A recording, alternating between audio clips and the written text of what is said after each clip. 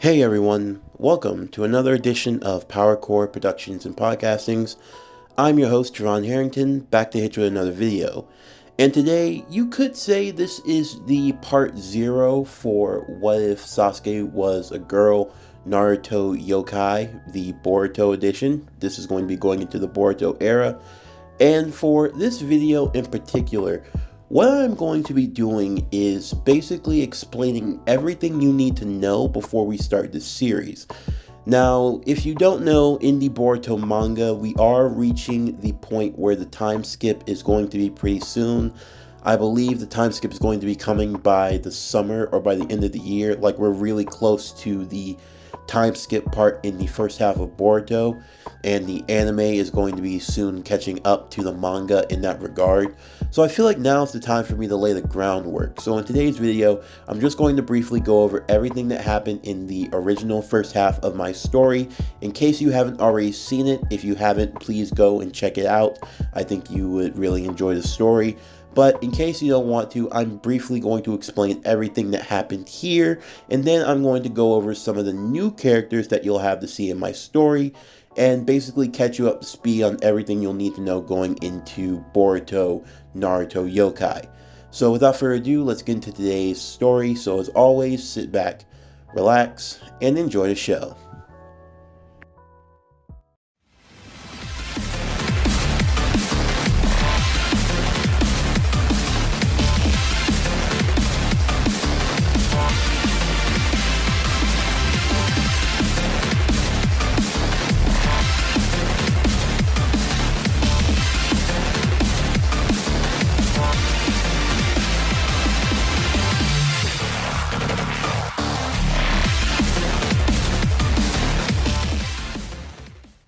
So, as the title would suggest, this story continues the events of What If Sasuke Was a Girl.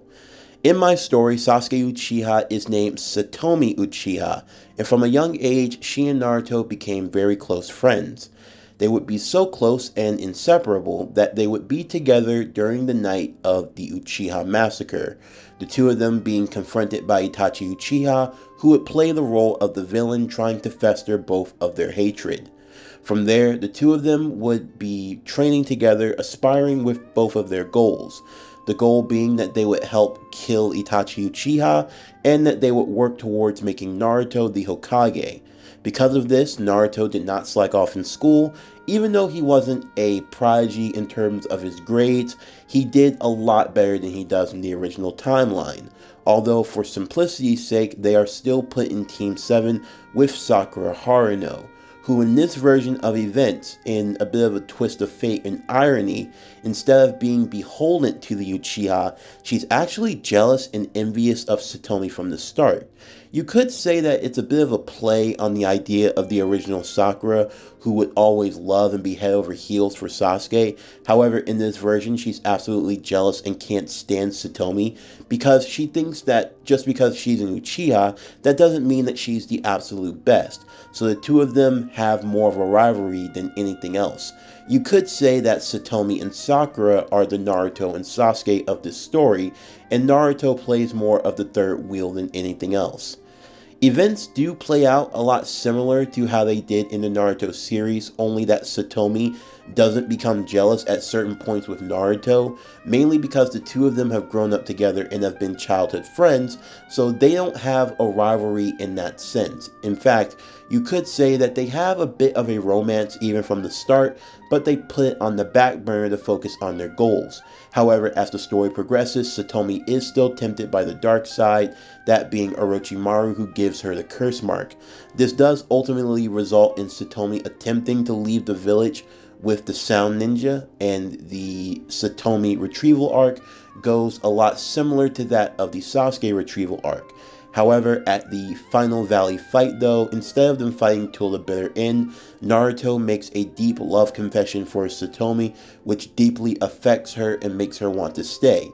At that very moment, Itachi, who was watching from the shadows once again, because he had seen the development of Satomi when they met during the Search for Tsunade arc, where even though he had come face to face with his sister, instead of his sister looking for revenge, she chose to use what she thought was her last moments on Earth, trying to defend Naruto from Itachi. Seeing this level of love, that her love for Naruto was so stronger than even her hatred for Itachi, this gave him the confidence that he needed to act a lot more earlier than he does in the original timeline.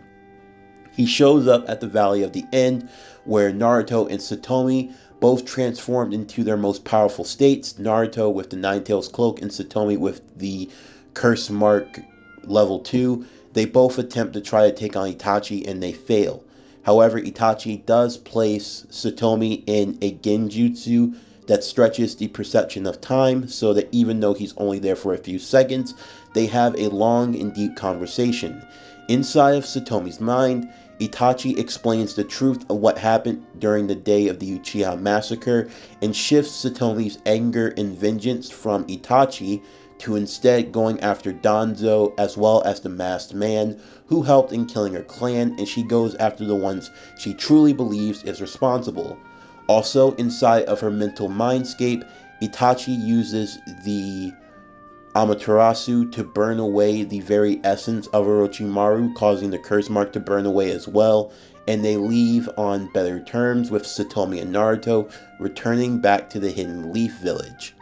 Following the time skip, things change in the sense that Naruto and Satomi are a lot more stronger and a lot more confident in their skills, and they do a lot better than Naruto and even Sasuke do in the original timeline, even going as far as the two of them being able to kill Orochimaru during their fight at the Tenji Bridge hideout, which is a major difference from what they did in the original timeline. However, during the events of the Itachi Pursuit arc, we do have a few changes. First and foremost, Asuma does not die on his mission to fight against Hidan and Kakuzu because Satomi and Kakashi go along on that mission, meaning that the zombie duo of the Akatsuki are beaten much earlier than they are in the original timeline. Also, when Satomi does go to find Itachi, instead of going to kill him, she actually goes to help him instead and try to help him recover. Although they are ambushed by Danzo and his men who are looking to have them both killed, they do fake their deaths and return back to the Hidden Leaf Village in hiding, where Tsunade is informed of everything that has gone on, and she pardons Itachi Uchiha, and both she and Shizune work on a cure for Itachi's illness, meaning that Itachi would survive and would be recovering in an underground bunker in the Hidden Leaf Village. This would last up until the point of the Pain arc, where Pain does still attack the village as he does in the original. However, during the time where Pain is attacking the village, Danzo leads his own squad to go after Satomi and a recovering Itachi. There we have two different battles on two different fronts. Satomi and Itachi, they battle against Danzo, killing him in the process, as well as taking back the eye of Shisui Uchiha, the eye that Danzo stole. Danzo is killed and the members of the Root are free. This means that shinobi like Torune Aburame and Fu Yamanaka, they are free and they actually return to their respective clans, meaning that they actually survive in this timeline. So Shino's close friend slash cousin, he ends up getting to live as well. Also, during the events of the Pain arc, Sai, who was traveling throughout the village at the time, sees Ino about to be crushed by a boulder and he rushes in to save her, and this is how their relationship sparks. They even go as far as when Fu is returning back to the Yamanaka clan, he brings Sai along with him, and after a while Sai does start a relationship with Ino, and Sai, since he does not have a last name, he is welcome into the Yamanaka clan. So that's how Sai and Ino get together. From there, the events of Naruto mostly remain the same, only with the difference that Itachi and Satomi, instead of fighting against the allied shinobi forces, they would be working with the allied shinobi forces. We would also see a special moment where Nagato is revived along with Fugaku Uchiha. This leads to a heartfelt confrontation where Fugaku comes face to face with Naruto, Satomi, and Itachi, and he is proud to see how strong his children have gotten, and he's happy to see Naruto again, because prior to the Uchiha massacre, Naruto actually did get to spend some time with Fugaku and Mikoto Uchiha at the Uchiha compound for dinner, so he is aware of Naruto, and he knows that he and Satomi are close, and he's happy that Naruto is stronger and is looking after his daughter.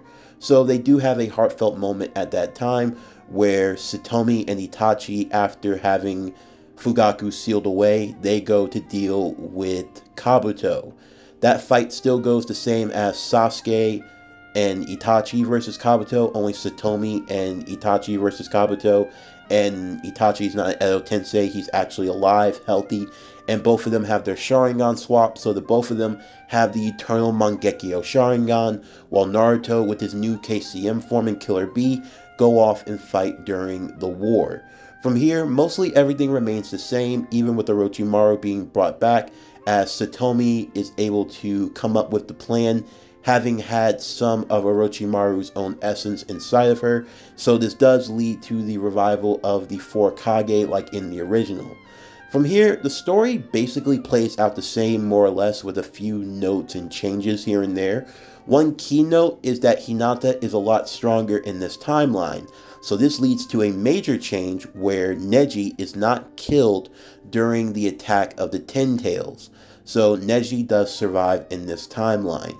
From here, the story does basically play out the same all the way up to the fight with Kaguya, and with Naruto and Satomi getting their powers from the Sage of Six Paths. Once they're able to do so, they work together, but they do lose both of their arms while sealing away Kaguya, but there is no final valley fight because the two of them, they are not enemies, they are allies.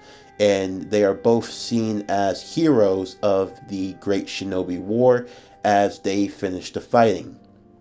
Also, Kakashi coming out of this fight, he does lose the Sharingan given to him by Obito. However, since Itachi did have a spare Sharingan, that being the Sharingan of Shisui Uchiha, he gives it to Kakashi when Kakashi takes up the mantle as 6th Hokage, believing that this would give him the power that he needed to protect the village. So Kakashi does remain Kakashi of the Sharingan, only now he has the Sharingan of Shisui Uchiha. As for Itachi Uchiha, he is pardoned of all of his crimes, but he does go on to follow a role similar to that of Sasuke from the Boruto anime and manga that we have now, where he basically travels the ninja world and help out from the shadows any way that he can.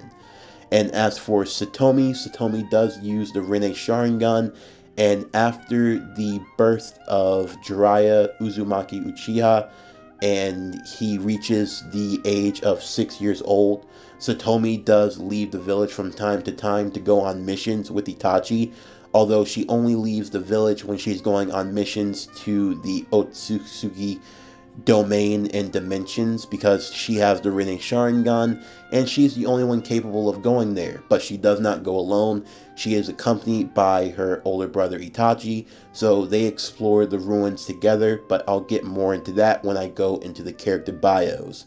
However, this is the brief history and summary for everything that has happened so far in the Naruto Yokai series.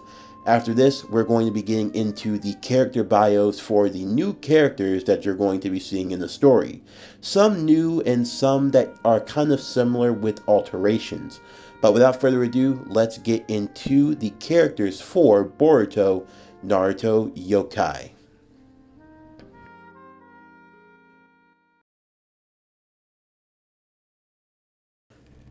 So, first and foremost, we will be starting with the main family of the story, that being the Uchiha Uzumaki clan, or the UUC, the joining of Naruto Uzumaki and Satomi Uchiha. The reason why they are called Uchiha Uzumaki is to pay homage to the two clans that were almost wiped out, with Naruto being one of the last few Uzumaki on Earth, same with Satomi. This name is done as a way of unifying the two clans so that both of them will still maintain their lineage and live throughout history. The Uchiha Uzumaki clan are stationed where the original Uchiha clan used to be in the Konoha village, and that is where they reside. First, we will be looking at their two children. Naruto and Satomi gave birth to twins on March 27th, first being their son, Boruto Uchiha Uzumaki. Side note, I know some of you want his name to be changed to something like Ichiro, and I understand that. I'm only calling him Boruto at the moment because that's the name everyone's most familiar with. And if I called this series Ichiro, I don't know if too many people would click on. So if you guys really want him to be Ichiro, I will change his name to Ichiro. But for the sake of this story, I'm just calling him Boruto right here. Boruto Uchiha Uzumaki, age 12, birthday March 27th. His chakra natures are fire and wind. When combined, he has the potential for Scorch release. He also has the potential for the Sharingan. Next, his twin sister, Sarada Uchiha Uzumaki, age 12, birthday March 27th. Chakra natures, fire and lightning. This gives her the access to the third release, that being Plasma release. She has the potential for the Sharingan. Finally, we have their third child, Jaraya Uchiha Uzumaki. Jaraya is named after Naruto's late sensei, the Toad Sage, Jaraya. He is age 10 and his birthday is August 1st.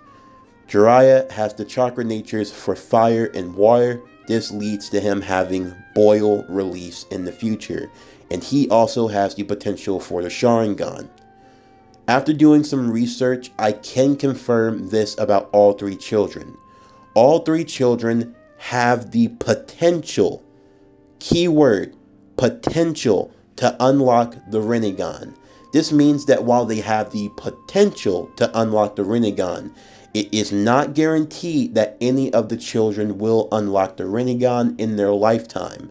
Now, if key circumstances and events were to take place, and they were to develop their Sharingans quickly, then maybe under the right conditions a Rinnegan may occur. The key word, as I've stated before, may. There is no guarantee that any of these children will receive the Rinnegan in their lifetime. I can only confirm that they all have the potential to do so. You could say this is my Chekhov's gun. You don't know who might get the Rinnegan in the future. They all might, none of them might. I do have one child in particular who I think could unlock it, and I think we all know who that is. Also, Itachi Uchiha, the kid's uncle, I do want to reiterate, he does act as the Shadow Hokage for the village hidden in the leaves. After being cured of his illness by Lady Tsunade, he is in possession currently of his Eternal Mangekyo Sharingan. Without any illness to slow down his stamina, he is truly a powerhouse for the village hidden in the leaves. After Jiraya's 6th birthday, he and Satomi would begin their adventures. Satomi, having the Rinne Sharingan, is the only one in the world capable of traveling to the Otsutsuki dimension and finding the ruins of Kaguya. They explore these ruins as they look for any more potential Otsutsuki threats that could potentially come to Earth. This is sought after and done by all of the Kage in the world. Because of their exploits, they usually leave the village and they go and search the ruins 2 months out of the year, and then after that they come back home for 2 months. This is done 3 times a year, so they are gone for 2 months and then they return back home for 2 months. So basically, out of the 12 months a year, Satomi and Itachi are usually gone from the Hidden Leaf Village 6 months a year. Basically, they are gone half of a year from the Hidden Leaf Village. But this is the Uchiha Uzumaki clan and everything that you need to know going into the next story.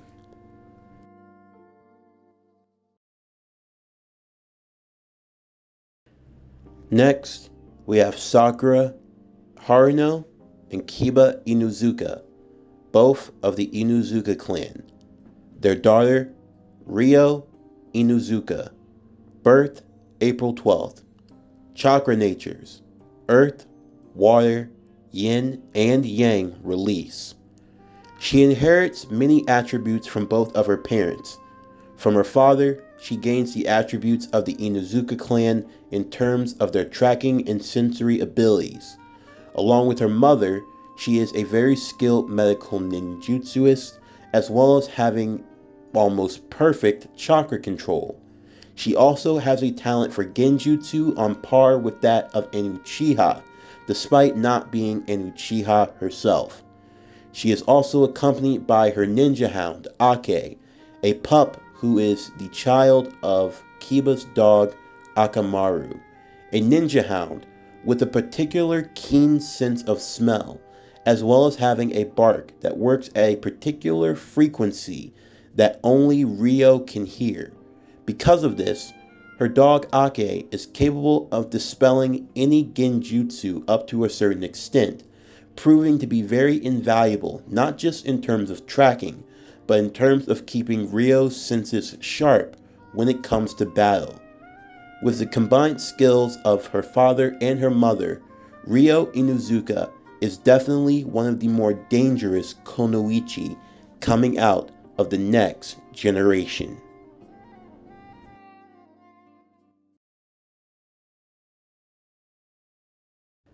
Next, we have the Hyuga clan main branch, Hinata Hyuga and Rock Lee, or as he is known by now, Lee Hyuga. They would give birth to a son, Ishii Lee Hyuga, age 12, birthday November 27th, chakra nature fire, dojutsu, byakugan. Ishii's taijutsu is on another level compared to many in his generation. He is a dual taijutsu fighter, capable of fighting in the Hyuga clan's gentle fist technique and in the taijutsu technique patented by Guy Sensei and Rock Lee, that being the strong fist technique. He is a dual threat shinobi, capable of dealing damage that is both internal and external, making him a dangerous force to go up against. Basically, imagine what Rock Lee could do if he had the Byakugan at his disposal.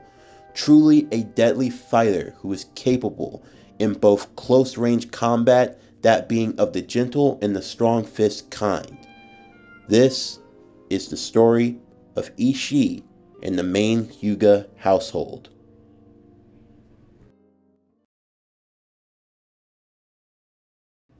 Next, we have the Hyuga clan, side branch, Neji Hyuga and Tenten Hyuga. First, we start with their daughter, Momo Hyuga. Momo Hyuga is the first Hyuga born from the side branch to not be given the caged bird curse mark. She is at age 12 and her birthday is May 2nd. Her chakra natures are wind and she has the dojutsu of the Byakugan. Like her mother, she is skilled with various weapons, and with the aid of the Byakugan, her accuracy is 10 out of 10, or as her name suggests, Momo, 100 out of 100. Although she is skilled with various weapons, she chooses to use her one primary weapon, which is her short sword katana, that she uses to funnel and channel her wind chakra nature through, making it a lot more sharper and a lot more deadlier. She is skilled in the Hyuga clan's gentle fist techniques, and she is capable of using the rotation as well as the 64 palm strikes. Next, we have her brother, Sora Hyuga. He is the second child in the Hyuga clan in history not to be branded with the caged bird seal curse mark. He is at age 10. His birthday, June 16th. Chakra nature, lightning. Dojutsu, Byakugan. Much like his mother, he is skilled in various ninja weapons and incapable of using kenjutsu.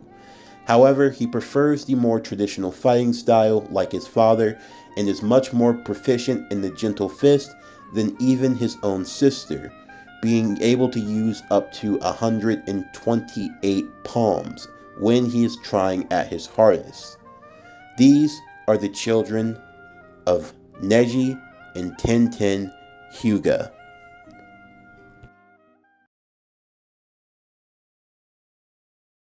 Next, we have the sixth Hokage himself, Kakashi Hatake, along with his wife, Anko Hatake.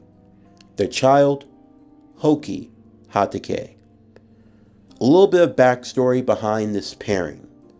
How Kakashi and Anko met. Their relationship began during the events of the 1-month training arc before the finals of the Chunin exams. Anko, learning that Satomi had been given the curse mark by Orochimaru, took it upon herself to watch over the young girl while she was training with Kakashi. The reason being that she saw much of herself in Satomi, and the thought of Orochimaru trying to warp and twist her mind was something that she truly wanted to work against. Also, Satomi at this point in time was going through womanly sort of things that only a woman could help out with. No offense to Kakashi in terms of ninja training, but when it came to the female anatomy, there were some things best left to other women, and Anko filled that role. Both Kakashi and Anko basically acting as surrogate parents for Satomi in a sense, and the two of them would start to bond as so. Their relationship is very low-key in nature, but is very strong, passionate, and caring. After the Fourth Great Shinobi War, while Kakashi and Anko did want to pursue a relationship with one another, they both knew that there were certain responsibilities that they would need to fulfill before they would have a chance to spend time together one-on-one. Not too long though, before Kakashi would step down as 6th Hokage, the two of them would get married in a private ceremony and a child would be born not too long after. While Hoki in the Boruto anime, we don't know much of his parents or his backstory, because he's basically inspired by Kakashi anyway, I felt as though he would be the perfect character to simply just make relatable to Kakashi, simply because he's basically Kakashi Jr. in everything but the name and the bloodline. So I decided why not give him that and truly see what he would be capable of. His birth is January 19th and he is age 13. His chakra natures are lightning, fire, and earth release. Like his father, he does keep his left eye covered by his headband, although he does not have a dojutsu like his father.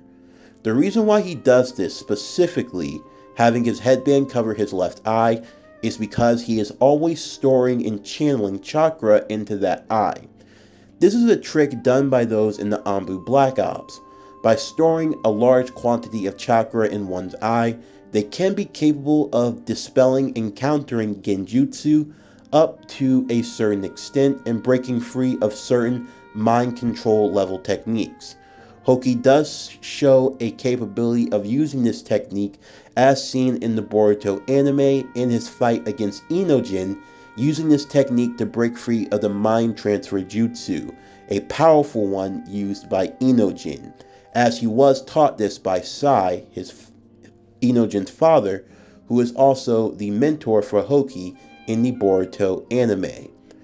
Coupling this with the fact that Kakashi actually has a Sharingan in this timeline and would be his father, then this is a technique that I think he could definitely master, if not to an even higher degree than he does in the original.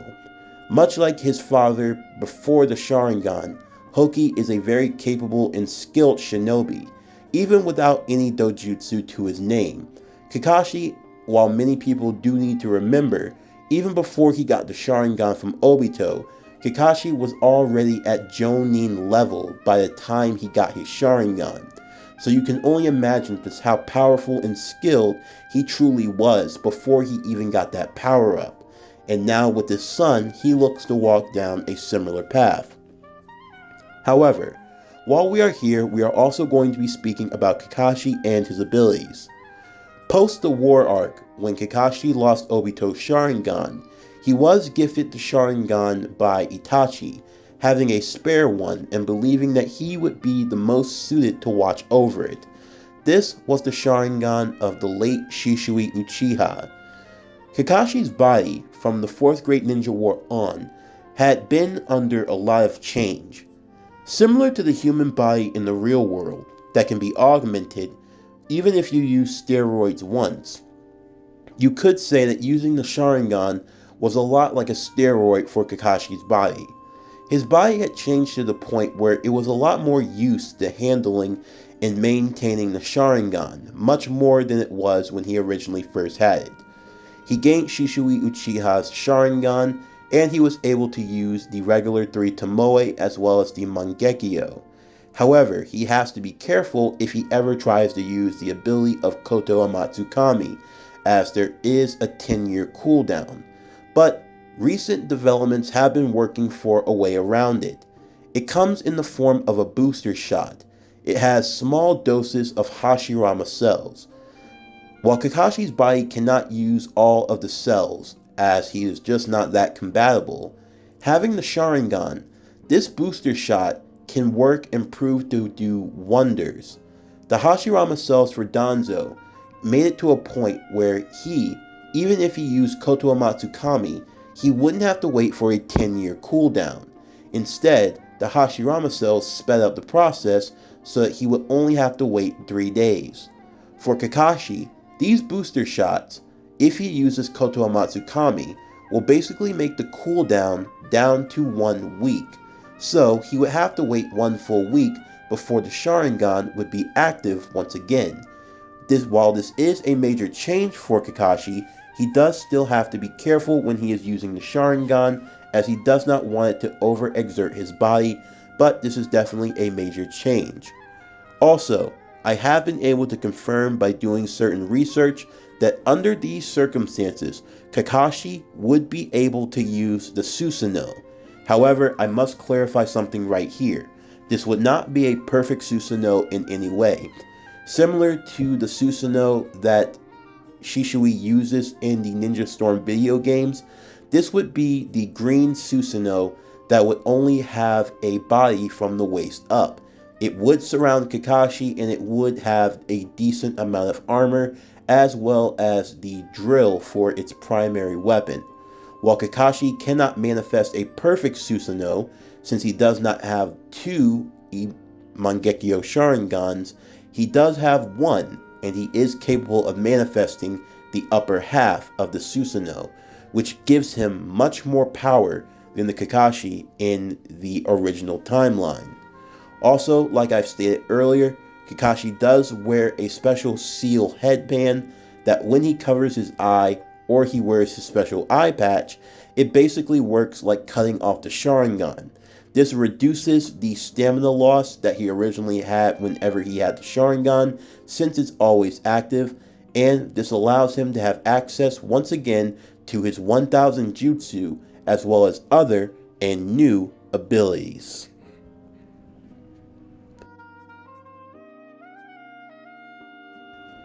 Finally, I do want to go over some key notes and other information that I feel you guys should and need to know before we wrap up today's video. First and foremost, Orochimaru is still alive in this timeline, which means that Mitsuki is created and will be a part of the next generation. Also, Asuma Sarutobi did survive and is still alive in this timeline. He and Kurenai Sensei are married and a part of the Sarutobi clan, and together they raise and train their daughter, Mirai Sarutobi, who grows up in this timeline with both her father and her mother. While Naruto and Satomi did lose their arms in their fight against Kaguya while sealing her away, Satomi did receive a Hashirama Cell arm along with Naruto. Itachi was pardoned for his Uchiha massacre crimes, and now, similar to Sasuke in the main timeline, he helps from the shadows, supporting the shinobi world in any way that he can. Also, he is the one who is tasked with keeping a close eye on Orochimaru from the shadows, making sure that he does not betray the Hidden Leaf. Fun fact, Suigetsu in this timeline is in the Hidden Mist Village. He serves as an aide to Chojuro, the Mizukage. Both of them wield one of the 7 swords of the Hidden Mist, making them the only 2 members of the 7 swordsmen of the Hidden Mist that currently remain active in the Hidden Mist today. And finally, children like Shikadai, Chocho, and Inojin are the same as they were in the original main story timeline.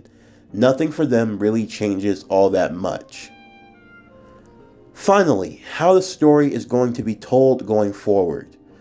I am going to say that the Boruto anime, while it is definitely a good one, there are definitely some parts that could be left to be desired. That is why I am making the conscious decision to only go over the arcs that are covered during the events of the Boruto manga. I am not going to be going over the anime exclusive episodes. Even though they are canon and they did technically happen, if I had to go over every anime original arc, this story would be extremely way too long. However, I will give a brief summary of what happens during those arcs, as I do understand the significance of them going forward. So, that's everything that you need to know for Boruto Yokai. What if Sasuke Uchiha was a girl? Naruto Next Generations. Tell me down below in the comment section what characters you're looking forward to seeing in the next saga. What new characters do you want to see duke it out amongst the next generation? What powers and abilities do you think they'll gain along the way? Who's going to get the Jogan? Of course, some would say that Boruto should still get it as in the original. But what if Ishii gets it? After all, he is the son of Hinata Hyuga after all. For all this and more, we'll just have to wait and see, as the story is still in construction and being panned out. But I do hope that you guys will enjoy this series and everything else that is to come as we continue the Naruto Yokai story and universe. But anyway, that's going to do it for the end of today's video. I am Javon Harrington with Power Core Productions and Podcastings. Signing off, and I'll see you next time.